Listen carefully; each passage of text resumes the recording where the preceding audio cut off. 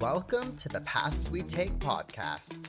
I'm your host, Jordan DeSange. Let's hit a path. This episode is also brought to you by the Stay Strong Run Project. You can visit staystrongrun.com.au to learn more, but basically in March, I will be running 2 marathons every day for 7 straight days. That is nearly 600 kilometers for the Breakthrough Foundation Mental Health Research. You can head to my Instagram to learn more. You can learn more about my story there, about my story with depression, with suicide, and the reason why I am doing this. I want to demonstrate that you can continue, you can keep going no matter how hard life gets, no matter how hard things get, no matter how much your body is telling you to stop, your mind is telling you to stop, you can keep going and you can stay strong. So again, you can visit staystrongrun.com.au to learn more. You can also head there to donate if you'd like, or to reach out to me personally if you have a story that you want to share to get off your chest, or if you can get involved in any way. I am looking for support crew for the entire 7 days, as well as help leading up. I cannot do this alone. So you can reach out to me on the website. My contact info is there as well. And that is the Stay Strong Run project. Thank you.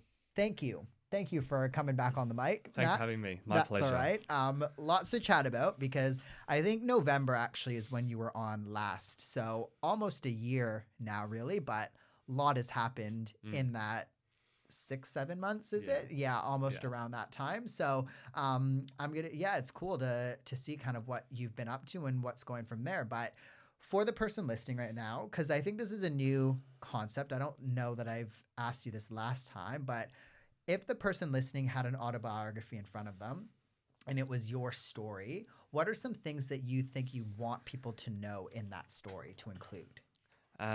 Things from my story. I think something that I'm finding that I'm loving is like all the community side of everything that I'm doing. And like that was something that I actually struggled with when I was younger in terms of like I played lots of team sports. And then I decided I wanted to do individual sports because I was like, I want to run the show. I don't want anyone to let me down.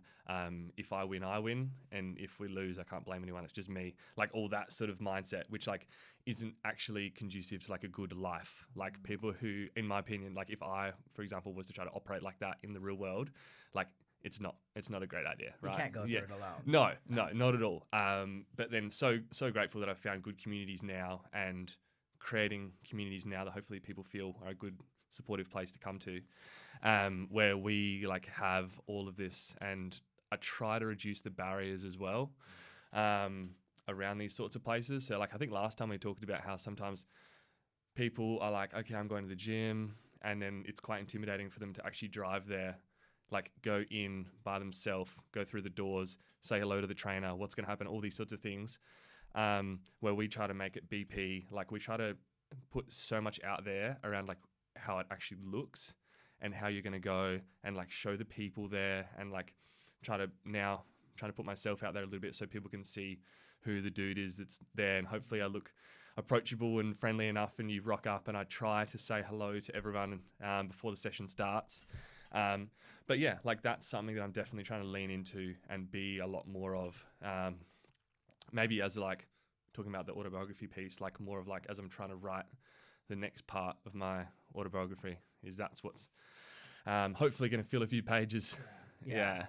Well, I think community is key. And I think too, like what you've done, like there's finding community, which I'm sure you found along the way as well. But then there is the next level up, which is building community as well. For you, what was that different? So when did you first find community versus when you started to want to build community? Yeah. What was that differentiation for you? Yeah, and like full credit to where I was going, which was Revel Unley, Revel Training in general. That whole brand, what they execute so well is the community. So like lots of good programming out there at lots of different gyms, and then something that Revel Unley does extremely well and something why they retain so many members is the community. So like everyone who goes there feels welcome. You get a good workout as well, but everyone feels welcome. And then that is something that I was like, that is a key ingredient to whatever I'm trying to build. Because like bigger picture is like trying to change the world through movement and community. And then it's like, okay, well, you can have that as your goal, but then you've got to have the people there in the community, and you've got to make it like people feel like coming to the community and contributing. So really trying to create a space where everyone's welcome. And it is as simple as saying hello to people and saying, hey, how are you? How's your weekend? Like, but also like a little bit deeper of like, if they mentioned something to you last time, like try to actually remember that and like bring it up, and like positive or negative, whatever it is. I think you got to remember as well is like everyone for them, like they are like the main character of their story. And that's great and it's good, and people should love themselves. So it's like, if you can show them that you actually care about them, then that's going to go a long way. And then hopefully they'll come back, and then the numbers will build, and then it's just this beautiful organic thing that's happening, which is awesome. And thank you for being a part of it as well. No, that's all right. Yeah, but I think too, awesome. When you are, let's say, building community, like it's one thing to build something, but then it's another thing for people to actually show up, really. Maybe let's go back to November, go back to the early days of BP. What did that look like? I know we already went through this in the last episode, but it's come such a long way, really. So what were the early days like for BP, and what was it like building something like that? Yeah, no, that's crazy actually how last time I was on here was 8 months ago. And at that point we were running around Unley Oval, and there might have been like 5 people, maybe 8 people. Almost getting hit by cars and stuff, you know? It was literally running on the road. And I think we might have hit double digits in numbers one week. And I thought, oh man, this is getting huge. We've got to go somewhere. So I think January, like pretty much the new year, the first Tuesday or Thursday, whatever it was, we moved to the Parklands. Which is a little level up because we've also got a coffee shop there. So like somewhere for people to mingle before and after. I think that's important. Huge piece. I remember back to that Oval day, being done, sitting in my car, and then being like, okay, cool. I have like 20 minutes to kill before I have to go to work. You know what I mean?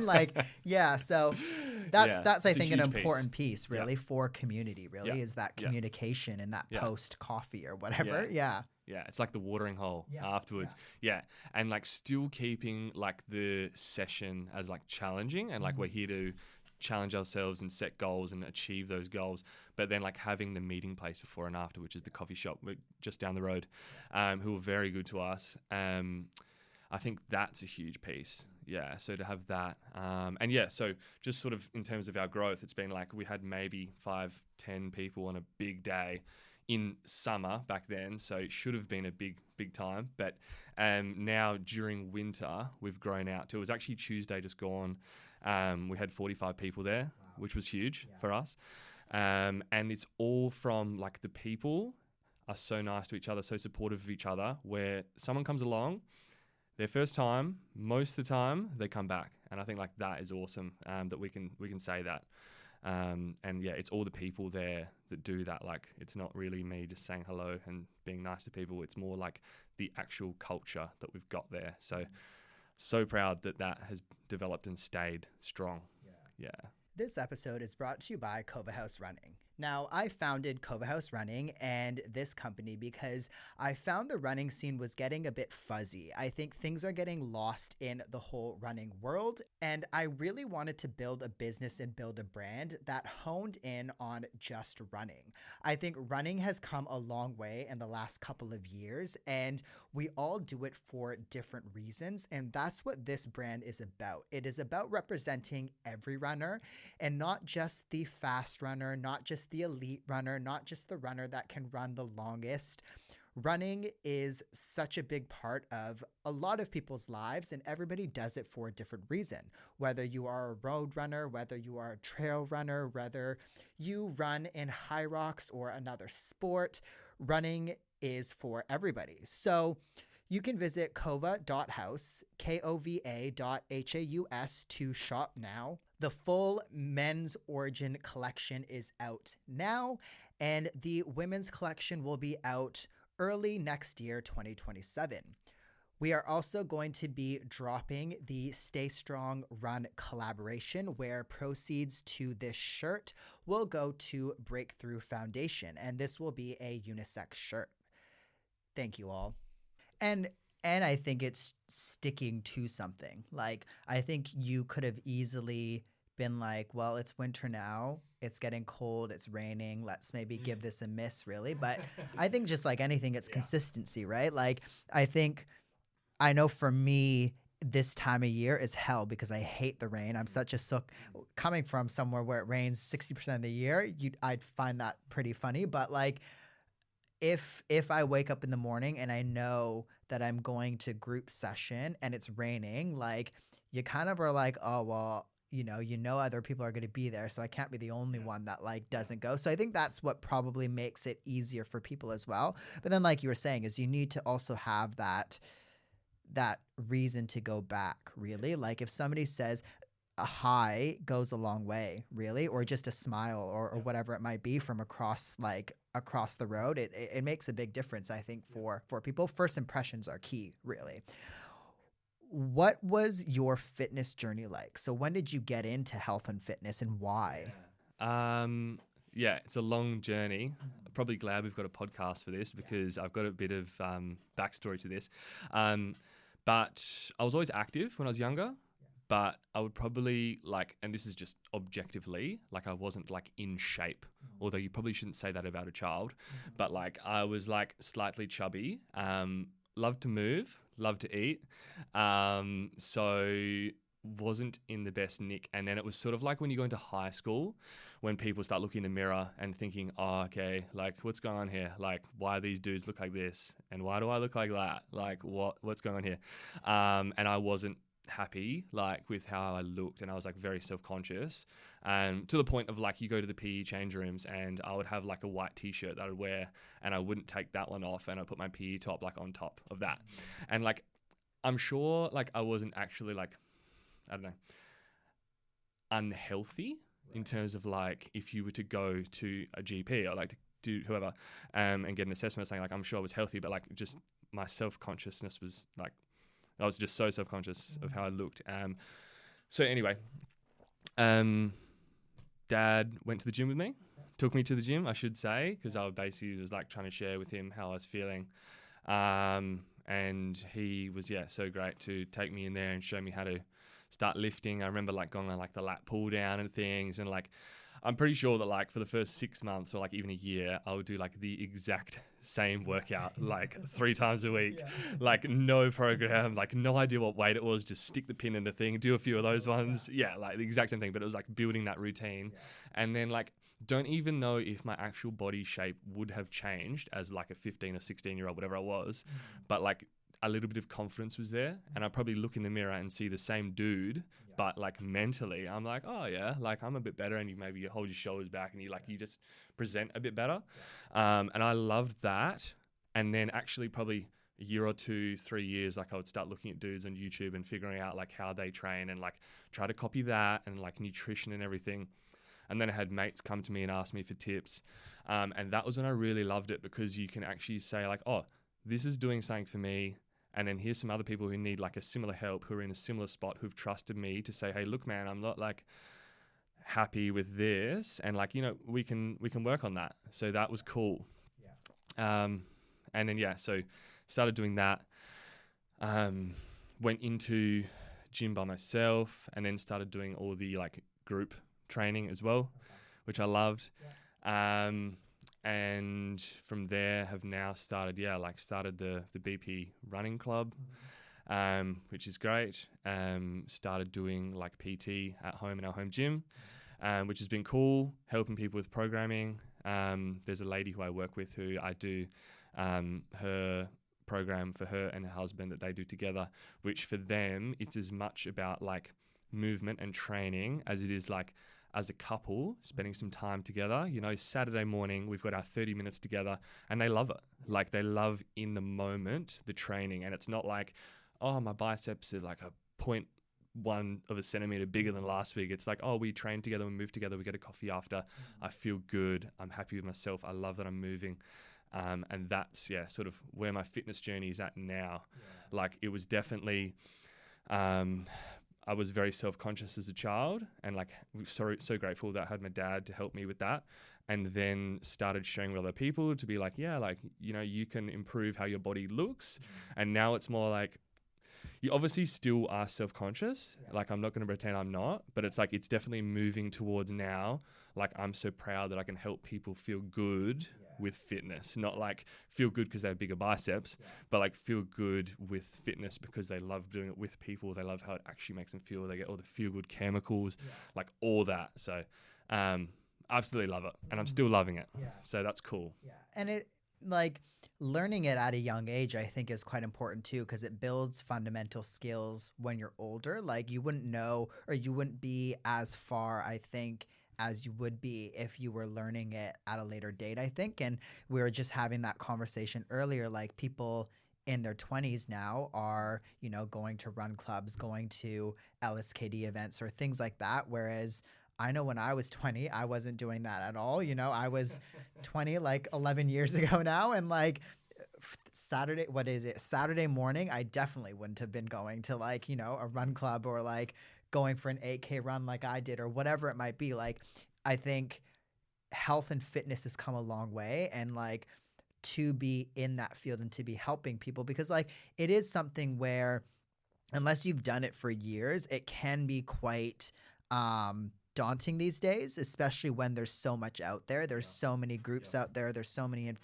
much information out there. So it's like, where do I go to? What do I do really? Because I think like it was easier. I know too, similarly, when I was growing up, like it was easier to search a YouTube video because there was so far few between. There were like maybe 3 or 4 main people that you would go to, and that's really it. Whereas now there's probably hundreds and thousands, maybe millions, who knows really. But like the information is so skewed. So I think it's nice to have, like, that's where I think it is still nice to have that face-to-face, like one-on-one, to go and see someone versus like the whole online field right now, because again, it can get a bit mixed up really. So your fitness journey has kind of grown from there. You are, where you are now. It seems to have come a bit full circle in the sense where, you were doing it for yourself. Now you're doing it for others and yourself as well. When it comes to that connection with BP, what was the reason why you started the Belief Project? Yeah, the very start, honestly, was because I wanted people to do my running sessions with me. Because I wanted to get fitter, and I was aware that for me and for like most people is if like you're in a group, you will run harder, you'll run better, you'll actually, as you were saying, you'll actually show up. And that was the very start, because I was just like, I need to do running sessions with people. Surely there's some other people who are in the same boat. And they were called the speed sessions. And that was the first 6. And it was just like, we're going to run 6 speed sessions. If anyone wants to come, here's what they are, come along. Right. And then now it's like definitely built out to, I'm trying to figure out like what's on the running calendar, for example, for people. And we do our calendar a month in advance. Like we're already working on September now, and it's the 1st of August. But we're just trying to figure out what are people probably doing, like Barossa, as in the Barossa Marathon, or 21, 10K, whatever it is, City to Bay, like the 12 and a half. So like how can we program people best for that, rather than like how can I go quicker and like what's my sessions, which is cool. Yeah, no, for sure. Like, because I think too, like going from it just being you and then now it to where it's now is quite cool, really. It's come a long way in that regard.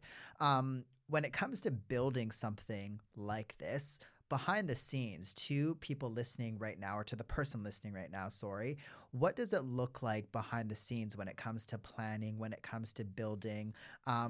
Because again, it's another thing to, I think a lot of the times we think, especially if you want something to grow, I think we think, okay, cool, I'm going to post it on social media and people are just going to show up. And yes, a lot of the times people will show up, but like, that's not necessarily how you grow something, I don't think, a lot of the days these days, because even in the health and fitness, like we were saying, there's here in Adelaide, there's a run group pretty much every day these days. You know what I mean? So what's it like behind the scenes, and what do you think makes it different versus somebody going to, another session on a Tuesday or whatever? Yeah.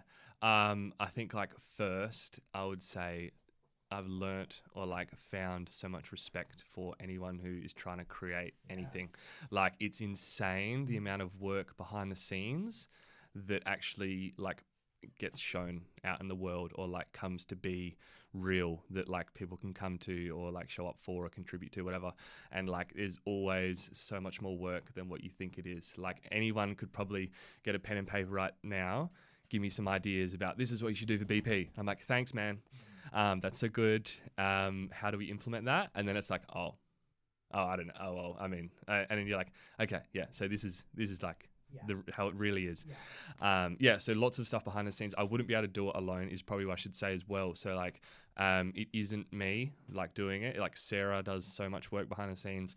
I've got a lot of the guys help me behind the scenes as well.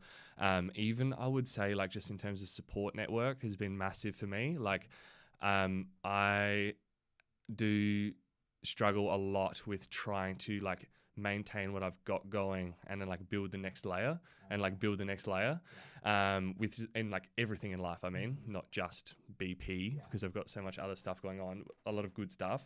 So I think it's like for me is like my support network that I have there, which is like my family and my loved ones and like my friends that are close to me who, for example, a mate of mine I messaged yesterday and I was just like, dude, I'm just like in a pretty tough spot with this at the moment.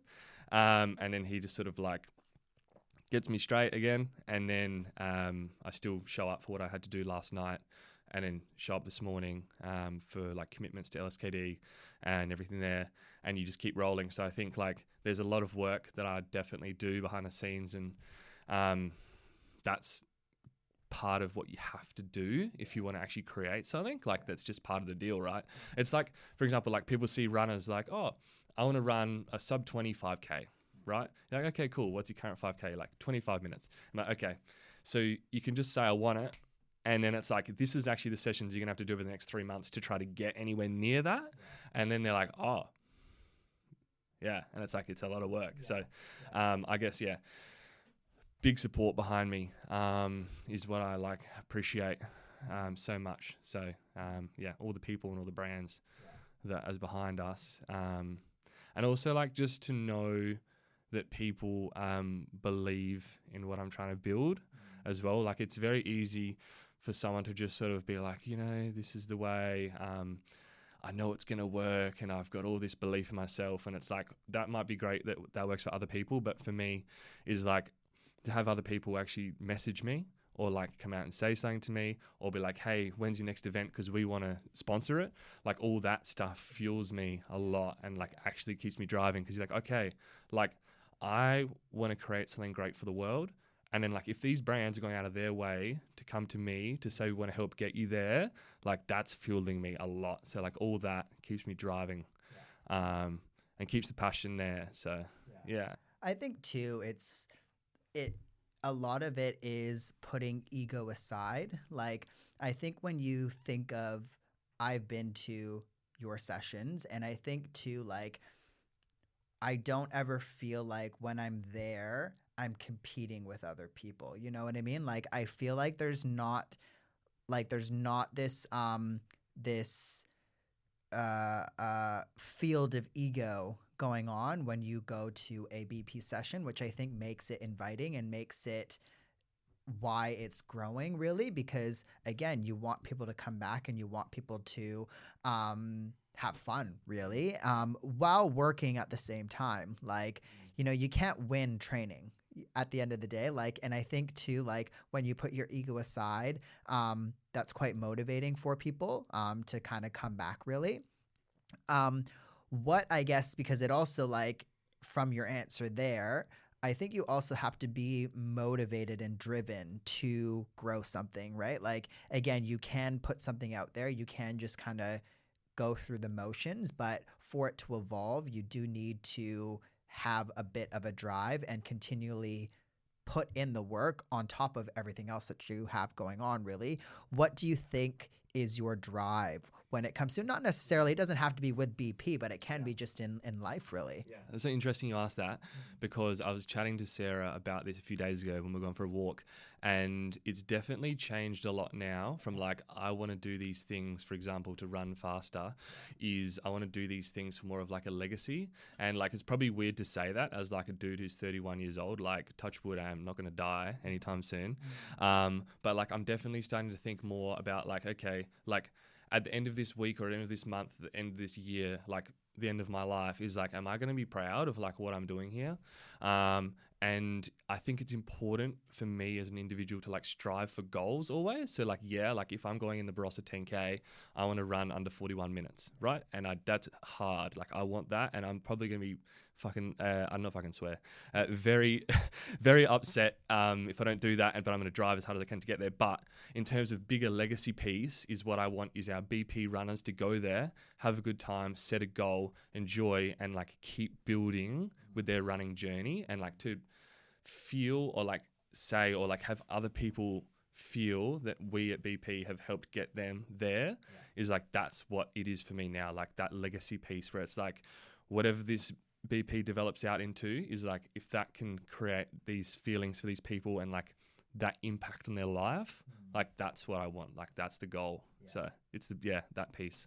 And that it probably just comes with the journey too, doesn't it? Because like, I think we all sometimes go through that, and I feel like that's just life. Like you have to go through that transition from like, I want to do this for running faster or for, competing or whatever it might be. And yes, you still have, like you were saying, you still have those goals, but I think with, I don't want to say age because we're still young, but with like, just with like life really, like I think, things do like you kind of feel at the end of the day, okay, well, there should be more, right? Like I personally don't really care about running elite anymore. It's more so, like you were saying, it's more so, okay, well, I want to use running now for a purpose, which is why I'm doing what I'm doing in March. And like, I think that's just something though that you have to go through. Like everybody has to go through, like, I want a sub-3 marathon, or I want like, a 40 half, whatever it might be, right? Or not a 40 half, that would be phenomenal, really. 40 10K. But like, everybody has to go through that, I think. And I think just like with life, you kind of grow and you're kind of like, oh, well, there's more sometimes, really. And it's great that you've, I guess, found that, really. What else do you have going on when it comes to like your health and fitness right now? So I know you just did Goldie. What has your year looked like? Let's talk about that. So living in Australia, you definitely need a good pair of sunnies. You need a good pair of sunnies during the winter, during the summer. It doesn't really matter because the sun can be shining any time of the year here. I wear Reor Run sunnies just because they are clear, they are bounce free, they are stylish, and they are intended for running. So you can, of course, wear them whenever, really. But I think finding a good running sunny is very hard to find because sometimes they fog up. Sometimes you're running and they start moving, bouncing around your face. Sometimes you have to take them off of your face because you go through a shady area or whatever it might be. The thing about Reor Run sunnies is they are made for running. So again, they don't move when you run. They adapt to the lights that you go through. So if you are going through a shady part, if you are going into bright sun, the lenses adapt to the changes of light, which is awesome. You don't need to flick them on and off of your face. And they look great, they feel great, and they are durable. So definitely visit reorrun.com.au and you can use Jordan10, the code, to save some money on there as well. Thank you, Reor Run, for supporting this episode, and definitely check them out if you have time.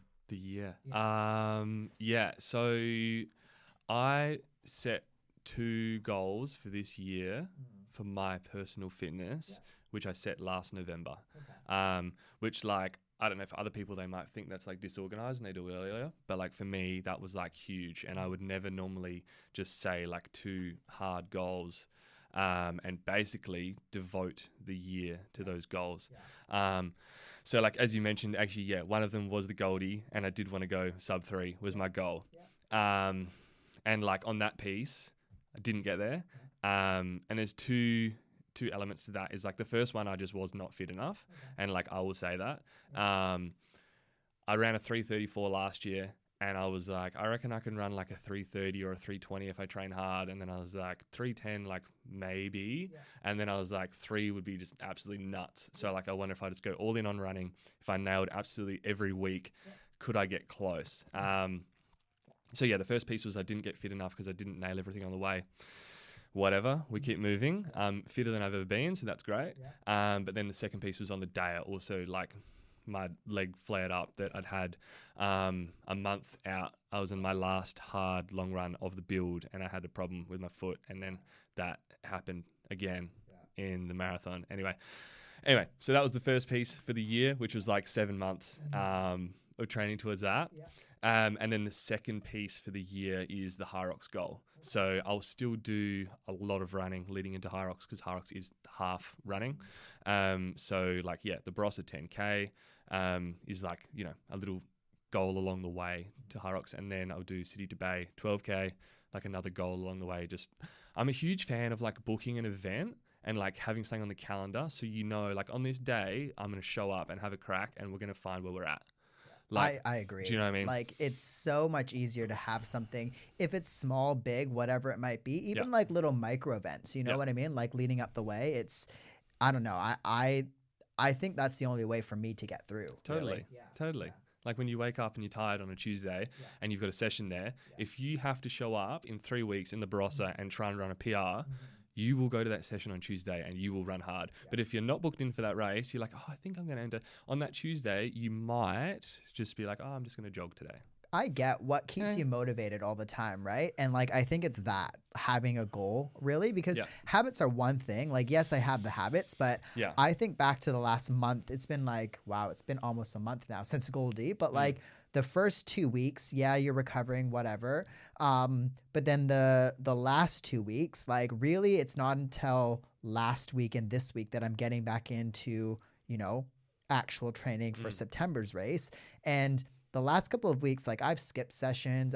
Because like, I'm like, I knew, oh, I don't have to put in the work really, even though like I have the habits, I have whereas now I'm like, oh, I have the training block, I have everything in place, like I have this goal. So I think like having a goal is so important, really. Absolutely. Yeah. And just on that, we recently had our LSKD like athlete conference in Melbourne, which was awesome.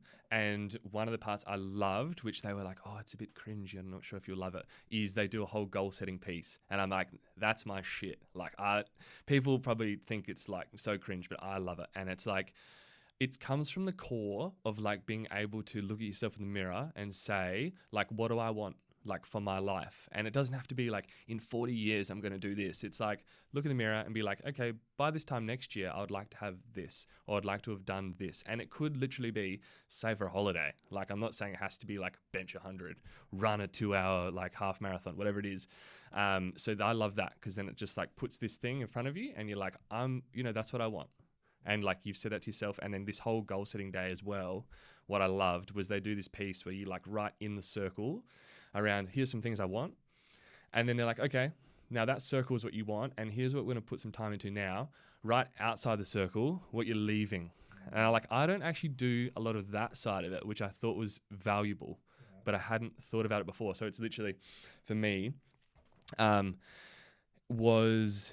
some people probably have a different take on this, but it's my life, so take it as you will, is like the piece on like balance, in terms of like sometimes in some seasons, if you really want something, there's going to be a little bit of balance out the window. So like you're going to have to just commit and do it and whatever's required, and like just start and like try. And if it turns out you can't on that day, like you can't, and whatever, you throw in the towel, whatever it is. But like you gotta try it there, rather than be like, oh, I need to take every Monday off. And it's like, okay, well, is that going to get you what you need, or are you going to sort of double down for a little while here and it will get you those things that are inside the circle?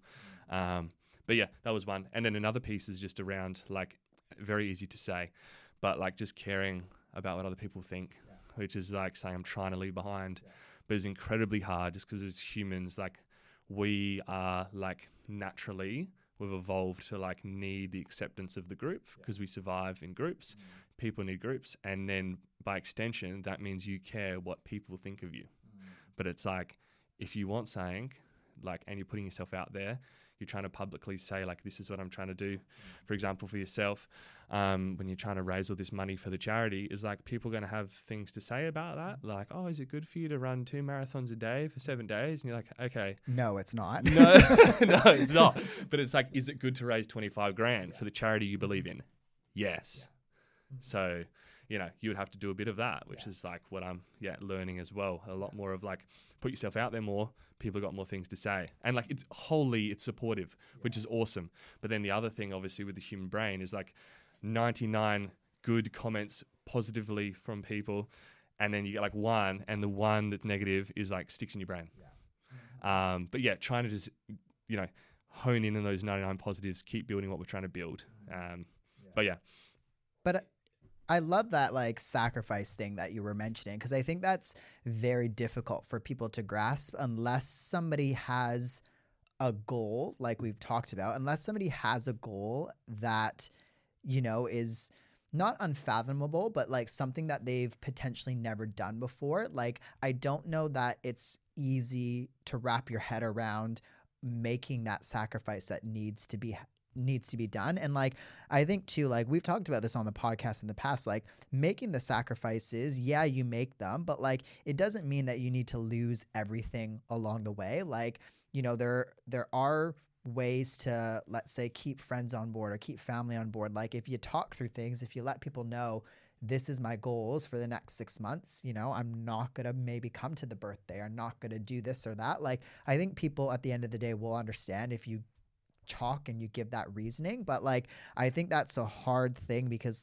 not a lot of people are willing to make that sacrifice. Like, I think we can balance it all, but I've learned recently, no, you can't balance it all. Like, taking on this new thing, that's why this podcast was ending like 2 weeks ago, really. And it's not now, but like, because I knew that something had to give for me to do what I want to do in March. Something had to give. And like, I just had to sit down and, like you were saying, look at the circle and like, what can I take out? What needs to be taken out for the next 7 months? Because there's no way that you can get to the end goal sometimes when you have so much going on, really. And I think too, it's one of those things where sometimes you have to fail. Like, sometimes you have to just like go through a month of like, oh shit, I haven't like done this, I haven't done that, I haven't done this. Like, and that was me for the last month, really. Like, I've failed so much on business, on whatever it might be, because like, I just have so much going on, really. And again, that's where probably missing the sessions have come in as well. And I think too, like, you have to maybe sit down and take a look at that circle. So yeah, I love that. I love that analogy, really. Looks like you learned a lot from from that weekend away. How did LSKD come about? So that's another thing that's come up in the last 6 months. I mean, most recently, I guess, but like, how did that come to be? And what does that, I guess, look like when it comes to, how does that align, I guess, with your goals going forwards? Yeah. So it came about from Henry Young and the LSKD team here in Adelaide sort of saw what we were building and like the growth and just like this exponential growth of the group. And then they came out and sort of like dipped their toe in the water, helped us out with an event, had a chat with me. At that point, I didn't know like anything that was going on. It was literally just meeting them and all that on like a deeper level, because I had seen Henry around a fair bit. And then Jade, who's like the store manager for Burnside, came out as well. Met with her, had a chat, and they sort of like floated the idea. And then for me, I was sort of like, well, and like completely honestly here, I was like, I need to try some of your product. because I don't really want to like get behind a brand where I'm not aligned with like their product and like their values and their people. And I don't like, it doesn't really matter to me to say I've got this like LSKD ambassador or athlete, sponsorship, whatever. It's more like, what legitimately is this going to do for what we're trying to build? So like the first key was I just wanted to meet the people and find the product and see what it was like. So that was like 6 months ago, and I've been wearing a lot of their stuff. A lot of it has been good. Some of it I've given them some feedback about, and that is like necessary as well. And that's something I'm huge on, is like just actually being able to be honest and upfront and like authentic with someone and saying, look, these things are awesome. These things need to be better if we want to get to where you want to go, which is up here, right? So they came out a lot. They supported us a lot. They then pitched to me, hey, for the next financial year, so like 30 June, 1st July, do you want to come on board? And then for me, like the piece there was, well, what can LSKD bring to what we're trying to build? And their values are huge around community. So I was like, if we put on an event every month, can you guys come to it? Like, can you guys support? Can you level it up? So like, for example, we did our BP 5000, which was huge. We got like 80 people there. Great event, big success. Big part of success was LSKD coming along and saying, look, we're going to give away some things to randoms in the crowd. We're going to give away some things to runners who we saw put themselves out there and have a real crack out there. We want to give the winners like a kit to wear as well, because it was a 5,000. It was an event. It was competitive. And just to have them there and them actually show up, and they brought out Jade and they brought out Henry. It just levels things up for us, which then is like better for what we're trying to build, because it gets more exposure, and all of that feeds onto each other. So that was cool. And that was in May. And then that was, sort of like, okay, this is real. This is happening. They're legit. And then, it's from there, they've had like the first birthday party was this morning. Okay. So that was cool. Where for me it's great because I get to lead a group there that was, I think, like almost 100 people from the store just around Burnside, go for a run, that coffee for everyone that rocks up. They had some giveaways. We had the Melbourne trip, but it's mainly just trying to see how can they sort of like amplify like my message or like BP's message across like their channels. And like we got some things behind the scenes, like some ideas that I've got, and then they're going to hopefully be able to get them over the line, if that makes sense. So that's cool to like add a bit of fuel to the fire, because as you were saying, like when you're trying to do something as one person, you can be super efficient and organized and whatever, but you've only got one person there, and that is limited capacity, right? So if you get a team behind you and you get people behind you who are adding, who you can like offload to a little bit and like keep your like passion through them, then you can create something huge. So that's what we're trying to keep building.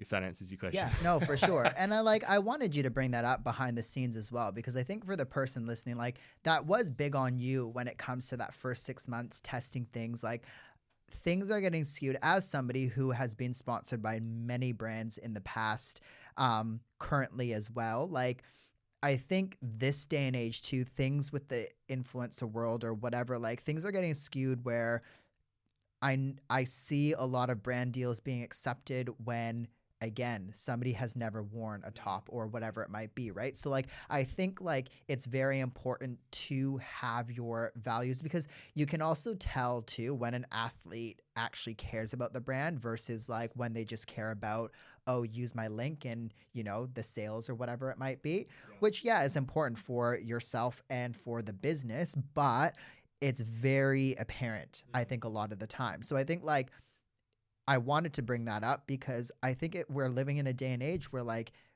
people, creators, athletes are wanting to get support. They need to get support because, again, we can't go through it alone, really. But I think like you have to really choose the values and the brands that you're aligned with, because then like it is a two-way street. It's a working relationship, like you were saying too. Like as an athlete, as a creator, as a leader, you offer a lot to a brand. And that's something like that I didn't realize until maybe the last couple of years, really. Like when I signed my first contract, I remember just agreeing to everything because I thought like, oh, I need to like, what do I have to give? You know what I mean? Like this is like they're giving me the world. Like I just need to agree to everything. But now like without having an ego, you have to go into meetings being like, okay, cool. Like this is what I'm giving you, but like what can you help me with really? Because at the end of the day, like I was saying, is you are providing a lot for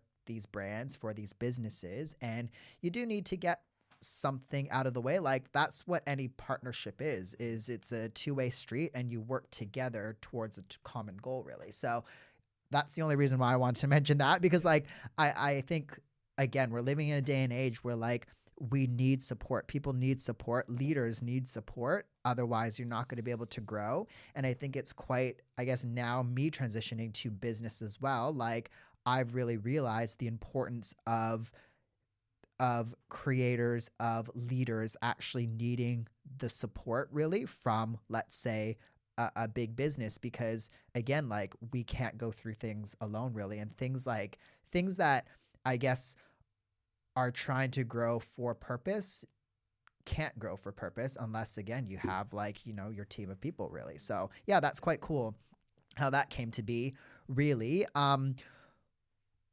Future. So when it comes to, let's say, when you plan, you're saying that you plan your, you know, next month in advance for BP. You already have September plan coming up, really, ish. What do you have coming up? I guess that you can tell us. I guess also, so one of my takeaways from my Gold Coast build was I was self-coaching that, and I was trying to figure out how to do that. And then so one thing I've got now is I've got a coach doing my running. So that's something that also is going to get woven in to the programming. But it also, as we're saying, is a way to offload a little bit and like takes the pressure off. And then you've got someone who's like a high-level runner helping out with the programming a lot. So that's handy. But yeah, like in terms of what we're trying to do next is we're trying to do a lot with local businesses here, who, like, for example, there's FT Hit, which is a gym down at Somerton Park, that's right near the Esplanade. So it's beautiful for running. If we want to do a session, like for example, tomorrow, we're hosting a collab event with them, which LSKD is supporting, which other brands are supporting. We've got discounted coffees for everyone. And what that is, it's, I think it's like 8 weeks to City to Bay, is it ish?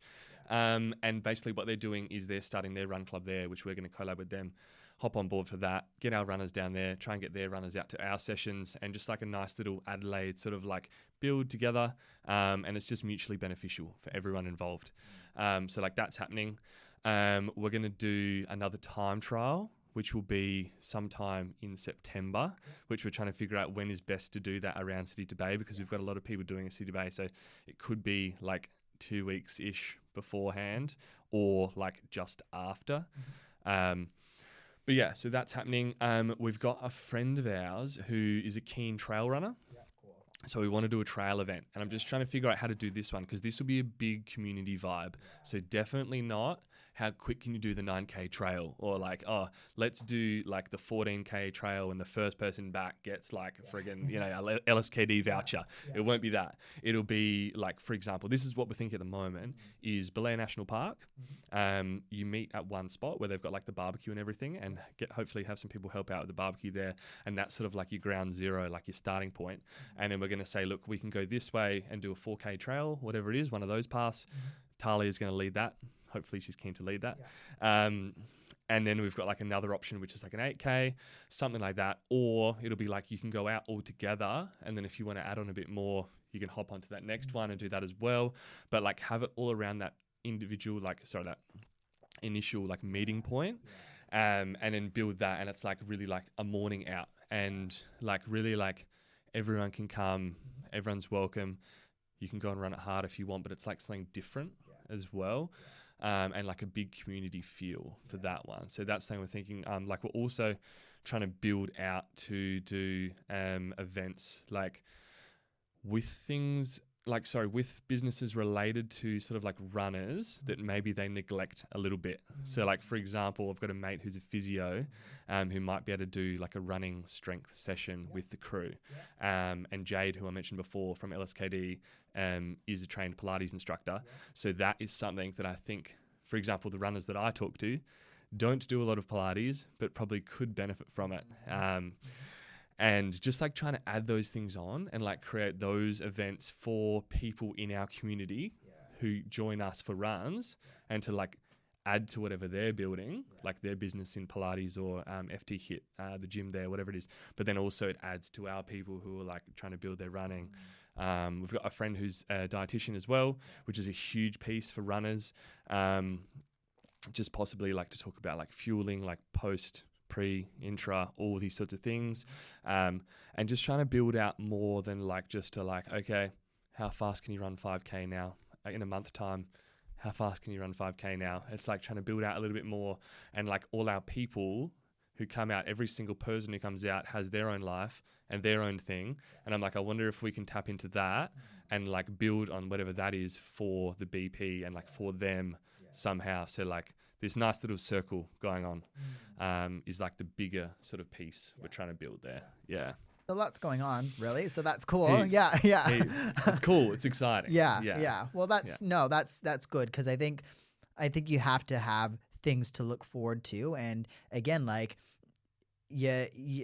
Adelaide is a big place at the end of the day. So like tapping into different communities is quite cool, because I think like we all don't grow, or we all don't really like realize what we have out throughout Adelaide unless like, maybe a group has gone and done it, really. So I think it's cool, like, just to get out and about and like learn about different things, really, as well, because like, I know me, I wouldn't go to like Belair or whatever, unless like a group was doing it, really, because it kind of gets you out of your comfort zone, really. And you get to learn something new, really, trails and stuff like that. What do you think motivates you? Do you do motivation, or are you more of a habit person? Like, what's your feel on motivation? Yeah, I was actually chatting to someone about this last weekend. A lot of the time I am very motivated in terms of like, I guess like I don't really wake up and struggle to get up and do whatever it is that morning. But I guess like also the way that I combat that when I'm maybe not feeling so motivated is it's just like routines that I just nail, and like one thing just like flows onto the next, or like a domino falls and you just do the next behavior, and then before you know it, like you're like at the venue and you have to do the thing. And it was never as hard as you might have imagined in your brain, and you literally do it because you're a great, capable human, and you're on a podcast right now talking, for example. But it's like, I mean, just like, for example, like in the morning,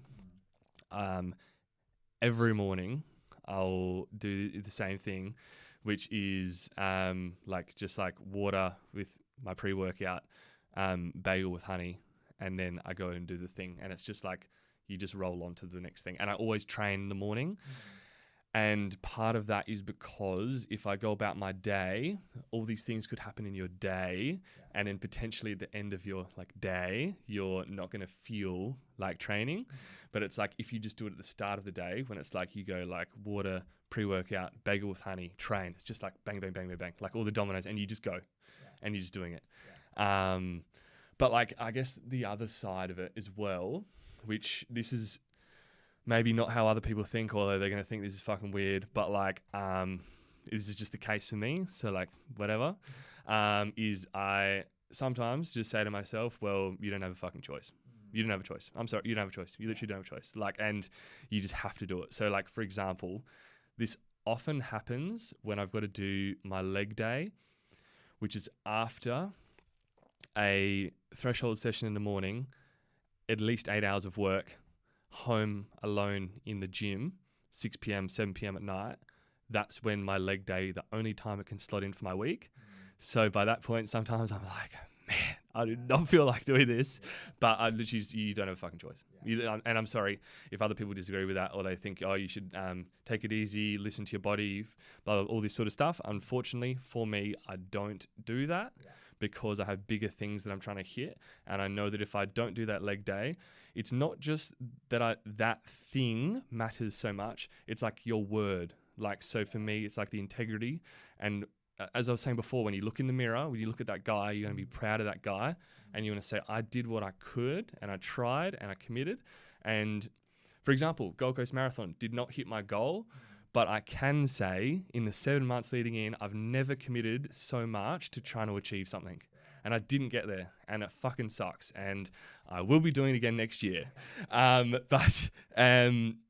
Yeah, like that was, I didn't want to get to that point when I was trying to run that sub 3 and miss and think, oh man, it's probably because I just bailed on a few of those runs because I couldn't be fucked. Like, I'm not saying like if you're like sick, like if I'm sick, I won't train, right? But if it's like, I don't really feel like it, then I'm like, I'm sorry, you don't have a fucking choice. You have to do it. You literally have to. So I guess that's the whole motivation piece. Like, you know, sometimes I am feeling good and I do it. Other times the dominoes, just you press the first domino and they just keep happening. And then the absolute last, like, you know, desperate scenario is you don't have a fucking choice. You have to do it. So people can take that as they will. Not saying that to be liked or whatever, but that's just the reality for me. So I think too, like, it sounds cliche or cheesy, but like it's what kind of person that you want to be, really. Like you were saying, like, you know, your word means a lot when it comes to yourself, like your words towards yourself, but then your words towards the others. Like if you're going to say something, one thing that I hate is like when I'm told something, but then it changes, really, like because there's all of these excuses or whatever, or when I go through, because I think it's natural sometimes for us to go through that, really. You know, I've sometimes in the morning told myself, oh no, I'll go for a run later on today. But like, again, I always will go for that run because I've told myself that I'm going to, and it's a non-negotiable, really. But like, I think like it's so easy to make an excuse a lot of the times, and sometimes, yeah, there are realistic excuses that come up. I'm not going to like, you know, sugarcoat that or anything, but I think too, like it's really who you want to be at the end of the day. Do you want to be an honest person, or do you want to be someone that, you know, like makes all of these excuses between X, Y, and Z, and then, oh yeah, that's why I didn't run, you know, this pace at the half marathon or whatever. I think I see that all the time, and you know, it is what it is. Like everybody has the right to, you know, go about life as they want, but I think too, like if you're listening right now and you're wanting to go for a goal, you kind of have to hone down a little bit sometimes, really. Talk to people. So person listening right now, if they're in Adelaide, they don't know about the Believe Project, they don't know the sessions, give maybe the person a little bit of a rundown, what it is, where they can find it, and go from there. Quick little BP pitch. So it's just down the road is where we start from. Just down the road is a cafe in Unley. Tuesday morning, Thursday morning, 6 a.m. start, sharp. The sessions are always planned, so programmed in advance. It's not a rock up and run 6K easy, anything like that, like a lot of other run clubs are, which is great if that's what you want to do. This is definitely more for if you're trying to strive towards a running goal.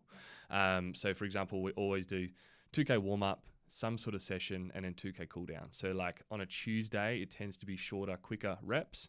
And then Thursday tends to be like longer, slightly slower, but still like working reps. And it's, twice a week, Tuesday, Thursday. Definitely for people who want to improve.